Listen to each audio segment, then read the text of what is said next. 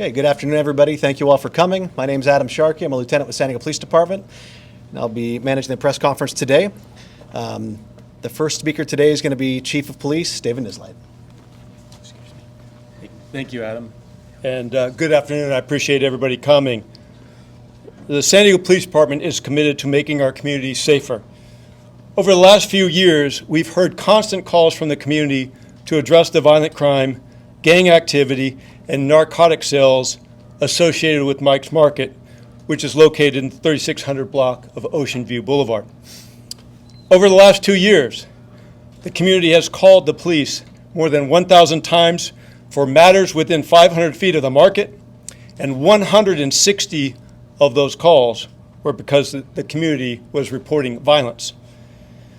There were 3 homicides within the last 12 months. Jimmy Roberts and Dorian Franklin were killed in front of Mike's Market. Rahman Thomas was killed a half a block away. People do not feel safe in their homes or walking the street of their neighborhoods. We heard to the community, we heard your calls loud and clear.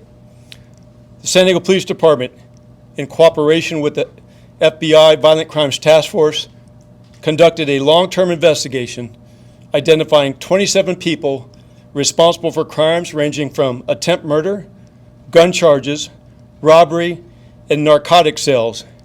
A grand jury recently returned indictments totaling 221 felonies on those 27 subjects. And yes, I said 221 felony charges. Last Thursday, law enforcement served multiple warrants, all signed by a Superior Court judge. 3 of those defendants were already in custody, 17 more were arrested, and we are currently searching for the remaining 7 suspects who remain at large. We hope this outcome helps our communities feel a little safer and rest a little easier.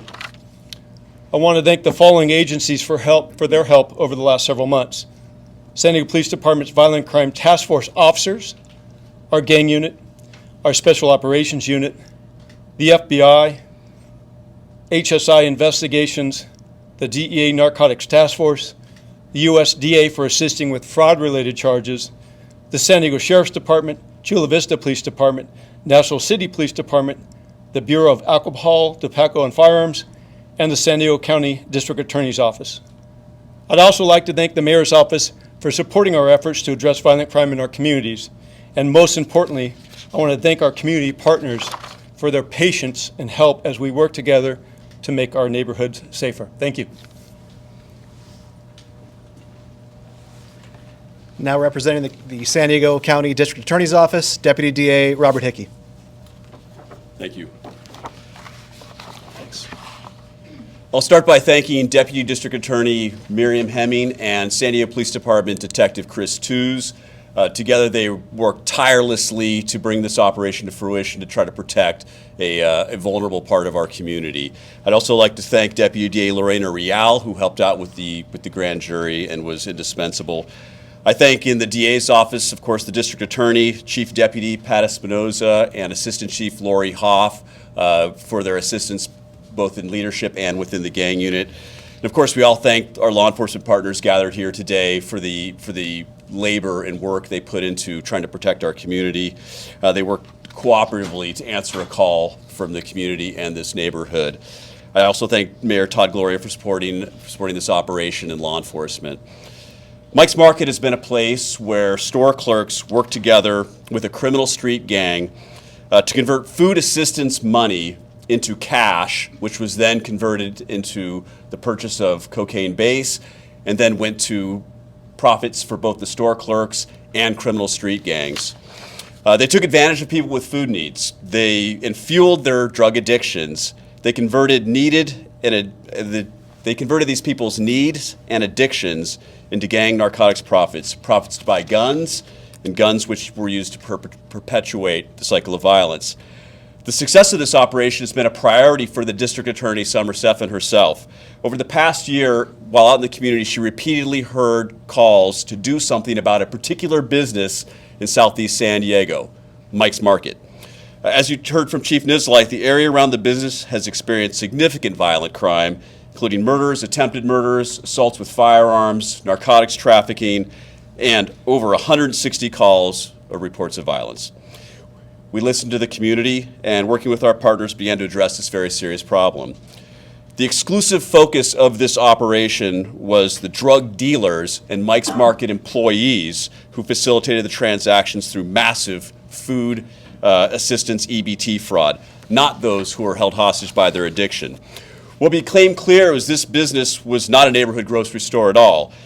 Instead, it was a place where employees were committing massive fraud, stealing nearly $2 million in food assistance benefits for themselves, money meant to help food insecure residents.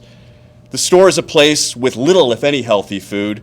What is there is sparse or spoiled. It is a place where gang members congregate because they're working hand in hand with the clerks to facilitate narcotics transactions throughout the day.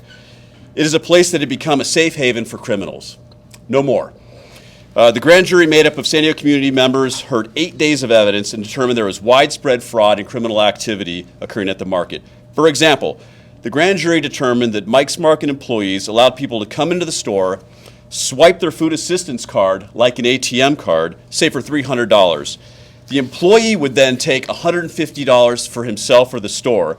The customer's $150 would then be used to buy drugs from an on-site gang member. Food assistance money is now going to gang member profits. They went so far as to keep refrigerated glass pipes inside the store behind the register, ready for use in smoking cocaine base. On July 24th, 2022 alone, Mike's Market did over $58,000 in food assistance transaction. Yet there is very little evidence of any groceries being sold that day, much less the hundreds of grocery carts you'd expect to see taking out $58,000 worth of produce. On October 2022 alone, on October 2022, the grand jury handed down a 221-count indictment against 22 separate individuals, including the employees. Arraignments for the first wave of the defendants happened this morning. The goal of this operation was to rid a neighborhood of a crime den, hopefully provide an opportunity for an actual market that can provide healthy food to the community. We will not stand by while businesses partner with gang members to perpetuate violence in our community, and the district attorney will not tolerate unscrupulous individuals who steal taxpayer money in order to line their pockets and fuel the cycle of gang violence. Thank you.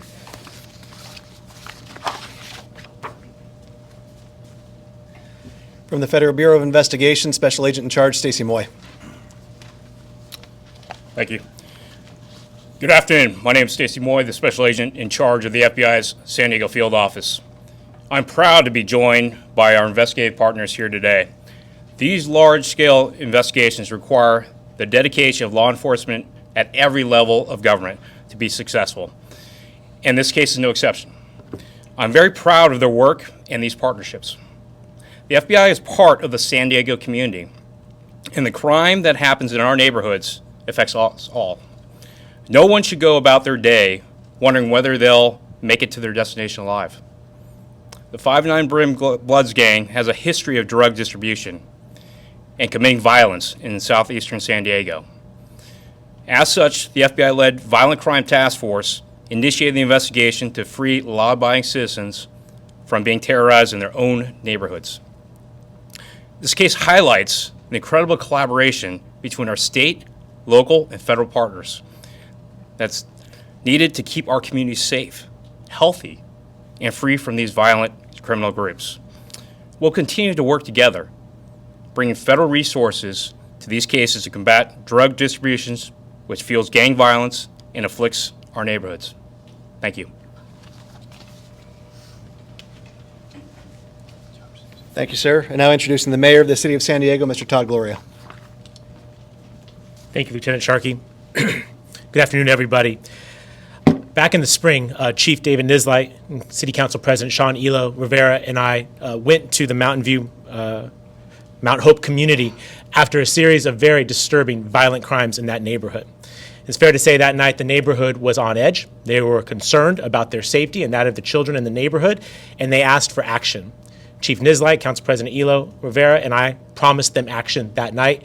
Here we are to deliver on that promise.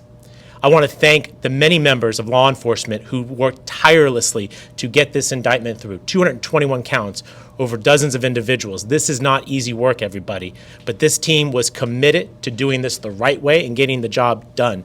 And today's arraignments are proof that this city will not tolerate violence or crime, that every San Diegan deserves the right to feel safe in their neighborhood.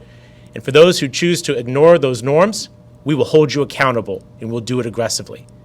What I know is the people of Mount Hope and Mountain View are good people, law-abiding people, hardworking people who do the right things.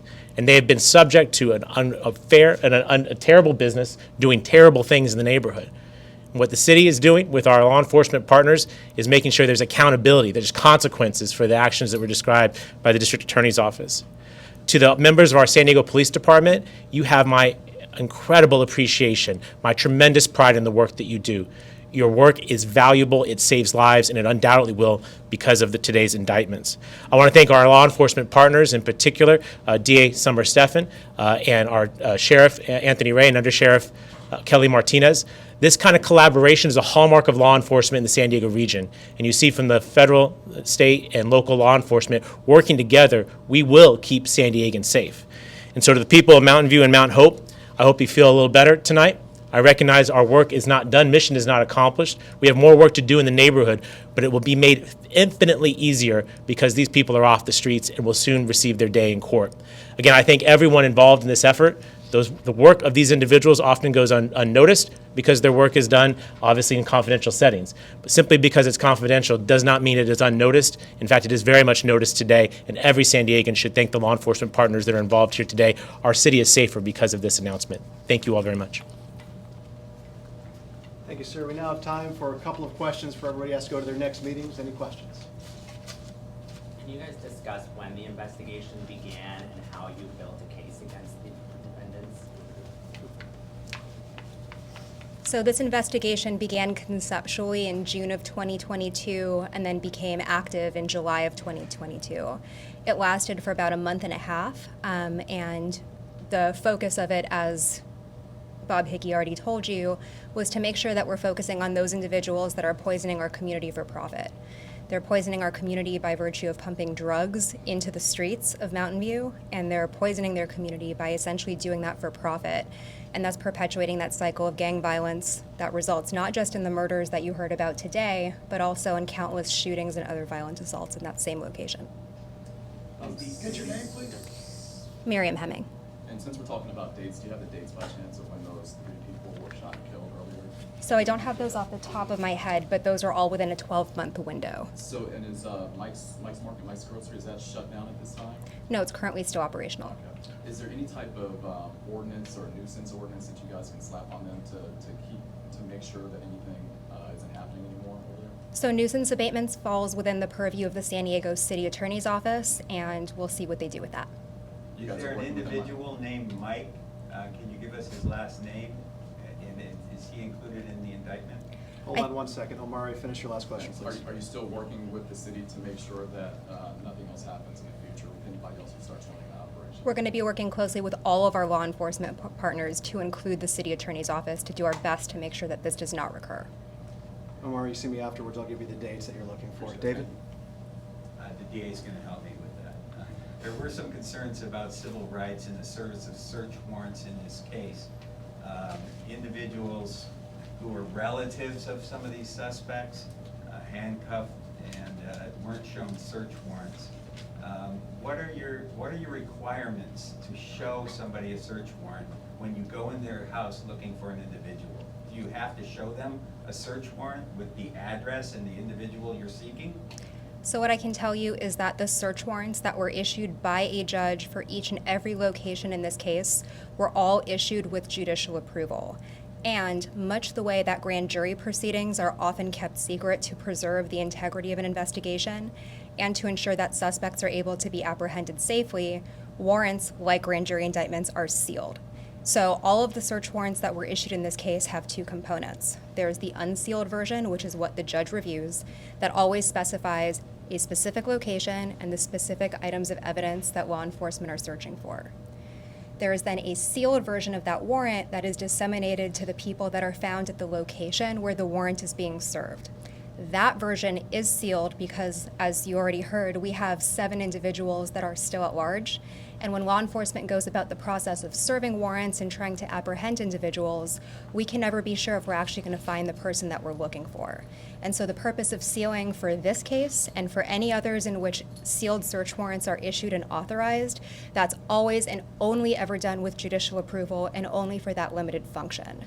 My understanding is that those warrants were provided to the individuals that were at that location, albeit in a sealed fashion, and that is entirely lawful and consistent with what the judge's orders allow. I think we're kind of used to the affidavit being sealed, but when the cops show up at someone's house and say, let me see, and they say, let me see a warrant, and then there's no address on the warrant, my question is there a requirement that you give them a warrant that specifies what to be seized and the location to be searched? No, and sealing is always done, as I stated before, not by the whim of a law enforcement agent or not by the whim of a district attorney or any other individual. It's done in compliance with a court order by a judge that makes the determination that it serves the case to do so. Do you have any general statement to make about people who feel like they were violated or their civil rights were violated in the service of some of these search warrants? What I can say is that I cannot imagine how difficult it must be to be a family member who knows that an individual that lives with you or is close to you is involved in criminal activity, and I'm very sorry for the individuals who've been put through that position. But I'm also very sorry for the individuals who live in that Mountain View community and any other community that's plagued by gang violence that have to bury their loved ones because people like that choose to engage in crime. I want to follow that. So how does the individual in those locations know that the police are looking at the correct address if the warrant does not show the location? Law enforcement is responsible in every instance, not just on this case, but any other, in ensuring that the target of the search warrant is in fact the location that's specified within the warrant itself.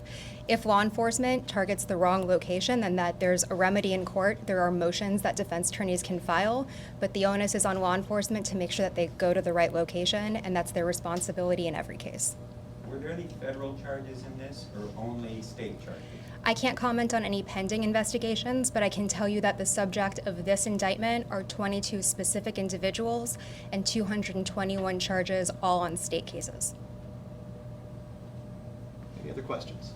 You guys were kind of general in terms of the number of, you said 27 people that were indicted. Are these, I assume that the business owner is complicit in this as well too, these one of those? I can't comment on any pending investigations at this time.